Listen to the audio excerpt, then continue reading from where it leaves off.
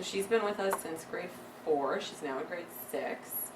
And the reason I picked her is because she's very strong orally. She's a really good communicator, and she's got lots of very insightful ideas and does a lot of higher order thinking. But she lacks confidence in herself, and she relies on her peers a lot to monitor what she's doing and to check in for help, and the teacher. So I'm trying to kind of build her confidence in her ability to communicate her understanding, and to make sure she actually does understand, because I'm not sure. She is still working on building some very basic numeracy skills too. So I'm just curious about how she learns. Initial question that they had worked on last week.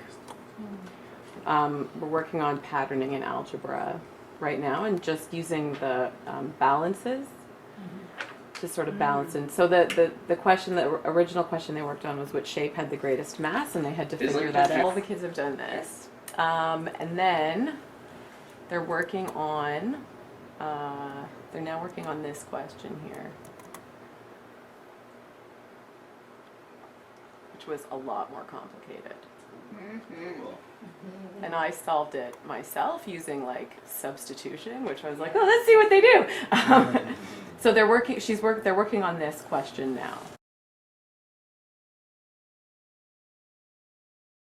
Okay, so what I did was I took the that inside part of the questioning capacity building series monograph, and I was trying to find like what would be the best questions to ask.